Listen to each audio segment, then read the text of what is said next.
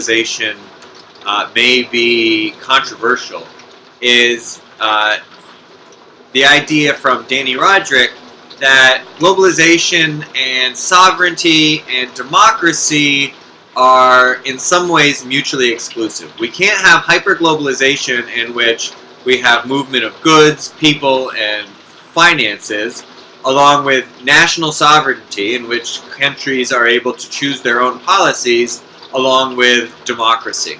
We have to give up one of those. And so this is, I think, really at the core of what Brexit was all about, was that a lot of Britons felt like they were giving up sovereignty to the European institutions that managed trade and other issues within the European Union. And so let's just walk through this a little bit more.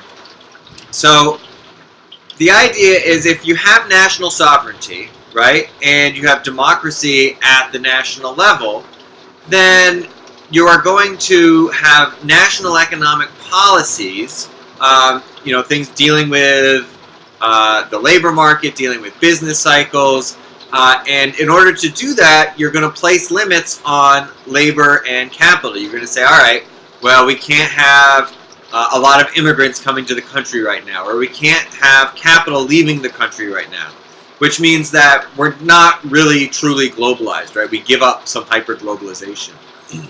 On the other hand, if we have hyperglobalization, where we have free movement of capital, people, and goods, and we have national sovereignty, then the global market will be the key piece. There will be a race to the bottom, meaning we'll find lower wages, lower rules about worker safety, product safety. There will be big market failures, and people will be really upset, and they would vote that out. But and so we can't have democracy if we have hyperglobalization and national sovereignty. On the other hand, if we have hyperglobalization and democracy at the national level, then again, we're going to have global market rules and a race to the bottom, which means that we're going to say, all right, we need some international institutions to put in rules, right? And so if we think about the European Union, they have rules in place about worker safety, product safety, worker rights, wages, and that means that if the European Union passes a law and Britain doesn't like it, well, they have two choices. They can accept the European Union law, or they can get out of the European Union, and that's really what Brexit was all about, was saying, all right, we're getting out of the European Union. You could argue that that's what the Civil War was all about, right? There was the country saying, hey, we don't want to have slavery, and some states saying, no, we really do want to have slavery, so we're going to get out of the country, and that we fought the war for that. So I think Danny Rodriks' trilemma is important, and a lot of it has to do with national identity, right? Do we identify ourselves as American, as Britons, as French, as German, or do we identify ourselves as people within a global economy? And so far, I think we mostly still identify as nationals. So finally, the last question we want to ask in this chapter is growth, is globalization good for growth, or is globalization bad for growth? And again, unfortunately, there's not an easy answer. Globalization, on one hand, can be really good for growth. It can increase competition, which is good. It can force companies to innovate, to invest in research and development, to develop new products, to develop new ways of doing business.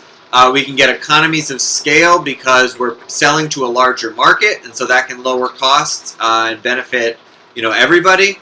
On the other hand, it can also hinder growth, especially if you think about, okay, well, maybe the U.S. and Germany can specialize in capital-intensive goods that raise the wages of workers, but what about the countries that specialize in low-skilled labor and agriculture? Are they going to be able to benefit as much? And then there's also an argument that we should protect what are called infant industries, new industries that need to experience those economies of scale through learning by doing. So, think about the solar panel market. This was one thing that Japan and South Korea both did, was to protect their auto markets for a while companies like Toyota and Honda learned how to make cars on a global level in Japan, and then Hyundai and Kia in South Korea. That said, protection of infant industries can be a bad idea sometimes, because it can lead to those countries feeling like they don't have to innovate, they don't have to invest in research and development, because hey, they're protected. And so there's an example in Brazil of computer hardware manufacturers being protected, and their whole computer industry, not just hardware but also software programmers, all of that, just failing to develop the necessary skills.